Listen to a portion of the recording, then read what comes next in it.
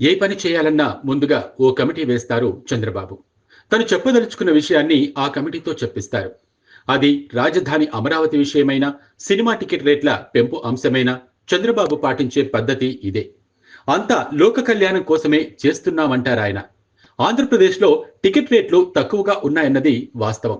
అయితే పెద్ద సినిమాలు రిలీజ్ అయిన ప్రతిసారి రేట్లు పెంచుకుంటున్నారు.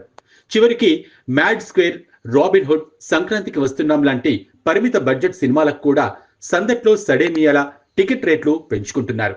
ఇవన్నీ చూసిన చంద్రబాబు ఇంకెందుకు గేట్లు ఎత్తేస్తే పోలా అనుకున్నారు. ఆయనకు అనిపించిందో లేక ఆయన పార్టీకి చెందిన సినీ పెద్ద మనుషులకు అనిపించిందో మొత్తానికి ఓ కమిటీని వేశారు. రేపో మాపో కమిటీ నివేదిక ఇస్తుంది. ఆంధ్రప్రదేశ్లో సంపద సృష్టి బాగా జరుగుతోంది కాబట్టి టికెట్ రేట్లు కూడా పెంచితే బాగుంటుందని చెబుతోంది. ఓకే, ఎస్, అలాగే కానియండి అంటారు ముఖ్యమంత్రి. అంతే. ఇక పెద్ద నిర్మాతలు తమ సినిమాల రిలీజుల టైంలో ప్రభుత్వం చుట్టూ తిరగాల్సిన అవసరం ఉండదు. నిర్మాతలు హ్యాపీ, పన్నులు వస్తాయి కాబట్టి ప్రభుత్వం కూడా హ్యాపీ. మరి సగటు ప్రేక్షకుడి పరిస్థితి ఏంటి? మరీ ముఖ్యంగా చిన్న సినిమాల పరిస్థితి ఏంటి?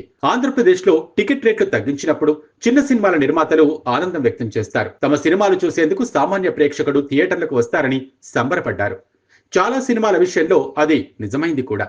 అప్పట్లో ఎన్నో చిన్న సినిమాలు ఏపీలో కాస్తో కూస్తో డబ్బులు చేసుకున్నాయి. స్వయంగా నట్టి కుమార్ అప్పట్లో కొన్ని లెక్కలు కూడా బయటపెట్టారు. అది వేరే సంగతి. టికెట్ రేట్లు పెంచితే చిన్న సినిమాలు చూసేందుకు ఆడియన్స్ థియేటర్లకు రారు. సగటున నెలకు 3 సినిమాలు చూసే ప్రేక్షకుడు 2 చూస్తాడు. 2 చూసేవాడు 1 చూస్తాడు. మిగతావి ఓటీటీలో వచ్చినప్పుడు చూద్దాంలే అనుకుంటాడు. చిన్న సినిమాలకు ఇది ప్రమాదకరం. ఇప్పటికే పెంచిన టికెట్ రేట్లతో నైజాంలో చిన్న సినిమాలు చితికిపోయాయి.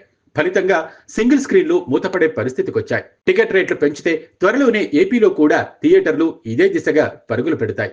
మహా అయితే బెంగళూరు తరహాలో స్లాబ్ సిస్టమ్ పెడతారు. వారం తర్వాత రేట్లు తగ్గించి అప్పుడు సామాన్యుల్ని చూడమంటారు. ఇక్కడెవడికి ప్రేక్షకుడి గోల అక్కర్లేదు. డబ్బులు పెట్టేవాళ్లు పర్సెంటేజీ గొడవల్లో ఉన్నారు. ఇటు ప్రభుత్వానికి సంపద సృష్టి జరిగిపోతుంది, అటు హీరోల రెమ్యునరేషన్లకు వచ్చిన ఇబ్బందేమీ ఉండదు. ఇంకెందుకు ఆలస్యం, కానియండి. ఆ కంటెంట్ ఏదో వాడి మొహాన కొడితే వాడి చావు వాడు చస్తాడు.